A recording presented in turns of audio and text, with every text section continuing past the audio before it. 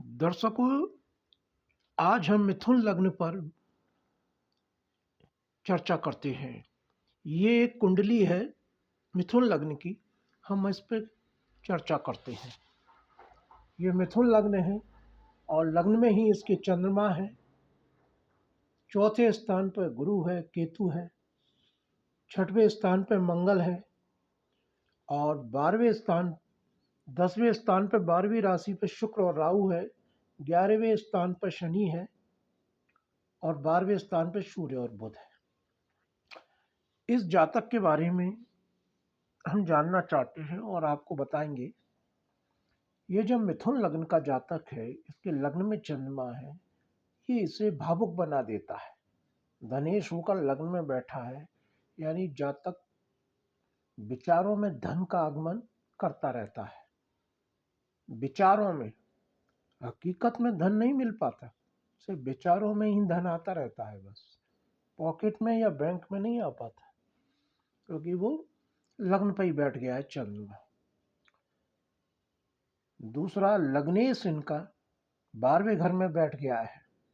जब लग्नेश 12वें घर में बैठ जाए और बुध सूर्य के साथ अस्त हो जाए तो वो वीक हो जाता है, कमजोर हो जाता है। यानी इस प्रकार के थॉट देता है कि जो थोड़ा बहुत पैसा आ भी रहा है वो खर्चे में ही खर्च कर दिया जाए। अब अगले बारे में हम चलते हैं। मंगल इनके 6वें स्थान पर बैठा है, स्वराशि का। 6वां स्थान रोग शत्रु मुकदमे का होता है और इनके ये प्रवृत्ति इनके अंदर स्वतः ही डेवलप हो जाती है कि इन पर रोग शत्रु मुकदमे चलते रहे। अगला हम चलते हैं, 11वें स्थान को हम देखते हैं। जो शनि बैठा है 11वें स्थान पे, वो किस्मत से नीच राशि का बैठा है। भाग्येश होकर नीच राशि का बैठने आना मतलब यह है कि ठोकरें खाना। आमदनी के मामले में बहुत कम कर देता है शनि। ऐसी स्थिति पैदा कर देता है कि समझ में नहीं आता कि फायदा हो रहा है या लॉस। न्यूट्रल स्थिति बना देता है। अब हम मेन चीज पे आते हैं, सुख शांति चौथे घर पे। यहाँ केतु बैठा है जो मित्र राशि का है और गुरु बैठा है जो शत्रु राशि का है। यहाँ सब कुछ मिलता है इनको, स्थिति स्ट्रांग होती है, लेकिन सेटिस्फैक्शन और शांति नहीं मिलती। घर मिल जाएगा, अच्छा वाहन मिल जाएगा, लेकिन सेटिस्फैक्शन नहीं मिलेगा, क्योंकि केतु के साथ है। यानी कि अंदर बैठकर भी बेचैनी रहेगी।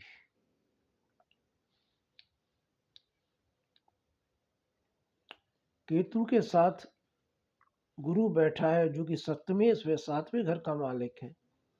वैवाहिक स्थिति भी गड़बड़ कर देता है।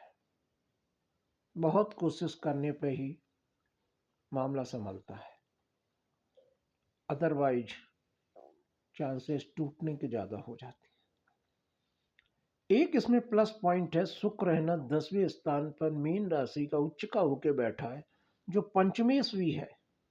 पंचमेश का केंद्र में उच्च का होके बैठना राहु के साथ बहुत अच्छा योग बनाता हुआ दिखता है, होता नहीं है, दिखता है।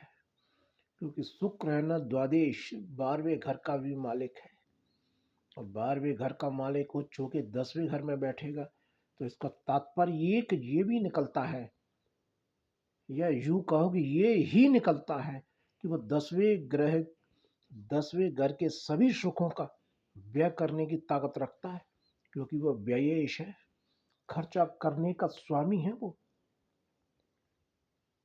लोगों को ये बात बहुत समय बाद समझ में आती है। वो उसे उच्च का समझकर राजयोग समझती हैं। राजयोग समान तो वो दिखेगा, दिखना और होना बहुत मुश्किल है। फिर भी जीवन की नैया पार लगाने की ताकत इसमें कुंडली में गुरु और शुक्र कोई है। बड़ी विडंबना है कि शुक्र भी गुरु का दुश्मन है, लेकिन इस कुंडली को अगर ऑक्सीजन कोई दे सकता है तो वो गुरु है और शुक्र है। दोनों को साधना होगा।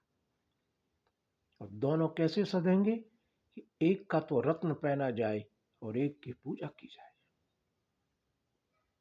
यानी कि इसमें एन कैन पिकरण हीरा धारण किया जाए और मंदिर में पूजा पाठ की जाए, घर में नहीं, मंदिर में पूजा जितनी संभव हो सके की जाए। जीवन के सभी सुख प्राप्त होंगे। धन्यवाद।